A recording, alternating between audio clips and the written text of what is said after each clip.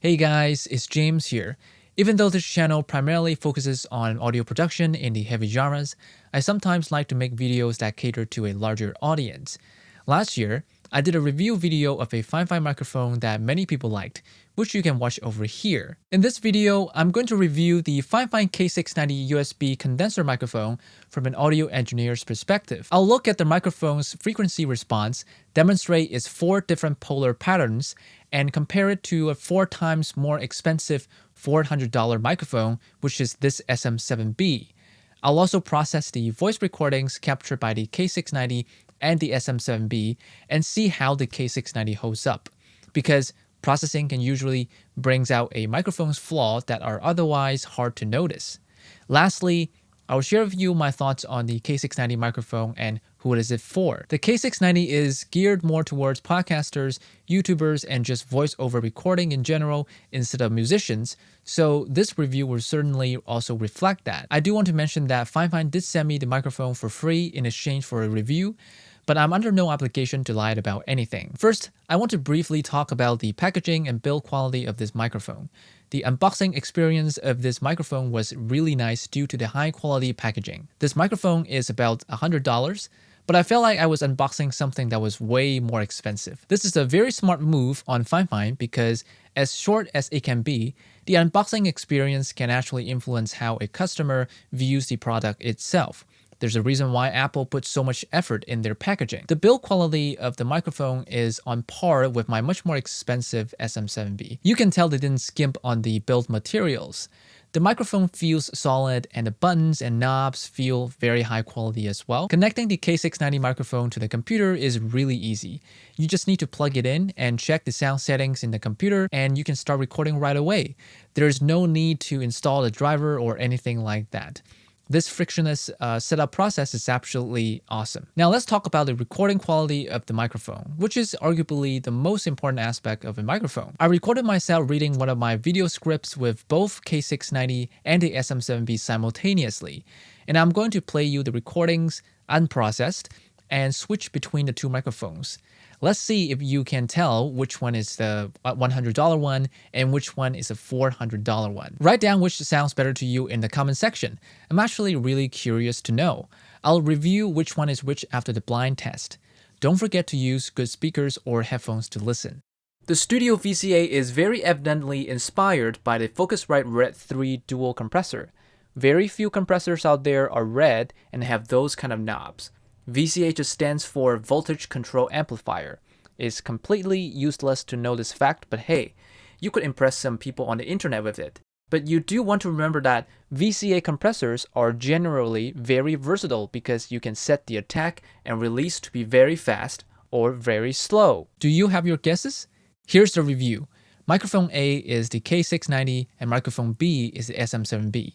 You might have noticed that these two microphones sound drastically different, and that's because the K690 is a condenser microphone and the SM7B is a dynamic microphone. To explain in the simplest terms, the difference between a condenser microphone and a dynamic microphone is that condenser microphones are usually a lot more sensitive to sounds and therefore is better at capturing more detailed and higher frequencies, whereas dynamic microphones are much less sensitive to sounds and are better at capturing loud sounds. You can certainly hear how my voice sounds clearer in the K690 recording, while it sounds a bit more muffled in the SM7B recording. Does the SM7B sound $300 better or 4 times better than the K690? Absolutely no. But does that mean the K690 is surely better than the SM7B for its price? Not necessarily either. Let's now use an EQ to analyze and compare the frequencies of the vocal recordings by these two different microphones and see how they differ on a technical level. Here I have FabFilter Pro Q3, which is showing us the frequency spectrums of the two vocal recordings in real time. The biggest visual difference we can see is that the high frequencies are a lot more prominent in the K690, which is to be expected because, as I just said, condenser microphones are good at capturing higher frequencies. A much more subtle difference is that the 500 Hz area is slightly louder in the SM7B recording. This EQ analysis shows that the K690 is capable of capturing the entire frequency spectrum no problem. I didn't see any abnormalities in the analyzer, which is a good thing. So far, we've been only looking at the unprocessed recordings by these two microphones, which has its merits, but recordings are almost always processed by the time the audience hears them. One of the most important steps in any vocal processing is compression.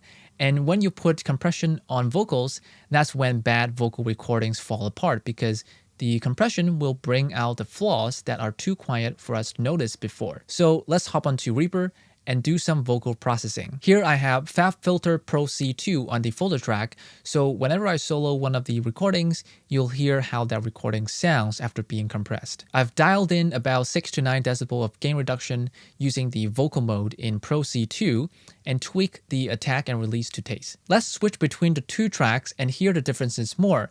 Remember to use good headphones to listen. The Studio VCA is very evidently inspired by the Focusrite Red 3 dual compressor. Very few compressors out there are red and have those kind of knobs. VCA just stands for Voltage Control Amplifier. It's completely useless to know this fact, but hey, you could impress some people on the internet with it. But you do want to remember that VCA compressors are generally very versatile because you can set the attack and release to be very fast or very slow. To me, the K690 definitely holds up really well after compression. The biggest difference I heard is that my voice in the SM7B recording sounded much closer than the K690 recording, and that the SM7B recording sounded like I was recording in a much more isolated room, even though I recorded it using both mics at the same time in the same room. That's because the K690 captured more of the room ambient sound due to its more sensitive nature as a condenser microphone. Because you can hear more of the room sound, it gives you the perception that my voice is a bit farther away from you. Now, my room is acoustically treated with thick acoustic panels for mixing and mastering. So if you record with the K690 in a room that isn't acoustically treated, your recording will sound really echoey, which is not good. I also found the K690 recording to a bit harsher on the high end, but that can be easily fixed with a de-esser. Now, I'm going to fully process each of these recordings with a combination of compression, EQ, and de-essing so they sound like the typical polished podcast audio. Let's hear how the K690 holds up and compares to the SM7B after full production. The Studio VCA is very evidently inspired by the Focusrite Red 3 dual compressor.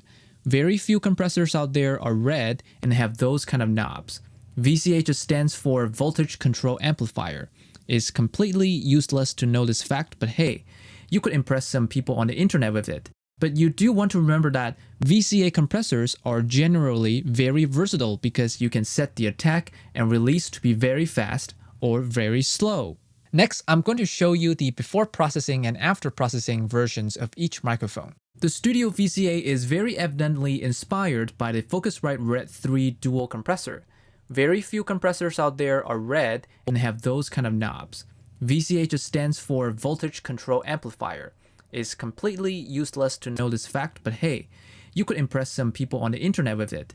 But you do want to remember that VCA compressors are generally very versatile because you can set the attack and release to be very fast or very slow. The Studio VCA is very evidently inspired by the Focusrite Red 3 dual compressor. Very few compressors out there are red and have those kind of knobs. VCA just stands for Voltage Control Amplifier. It's completely useless to know this fact, but hey, you could impress some people on the internet with it. But you do want to remember that VCA compressors are generally very versatile because you can set the attack and release to be very fast or very slow. Let me know in the comments which microphone sounds better to you so far. Personally, I think the recording quality of the K690 is pretty much on par with that of the SM7B, at least in terms of voice. I do feel that the SM7B complements my voice better than the K690, but it's a well-known fact in the audio engineering industry that some microphones just sound better than others on a specific voice. So if it was another person, the K690 might very well be the microphone that complements their voice, but not the SM7B. I think the biggest edge that the SM7B has over the K690 in this particular comparison is that my voice sounds a lot more upfront and isolated than the K690 recording. You can see why the SM7B is such a common microphone choice for many podcasters and streamers. But for 4 times less cost, I don't think anyone can fault K690 for being a little bit weaker in terms of recording quality. So does that mean the SM7B is definitively better then? Absolutely no. First of all, the K690 and the SM7B are clearly catered to very different user bases. The fact that the K690 is powered by USB alone means that it's not designed for high-end studio use, but more for affordability and accessibility. While the SM7B has better recording quality, it actually requires you to spend up to 10 times more just to get everything you need to record with it. You'll need not only the microphone itself, which is $400, but also an audio interface, which costs several $100s for a good one, a cloud lifter because the SM7B is hard to push for a regular interface, and that costs about $150. You also need cables and a separate mic stand.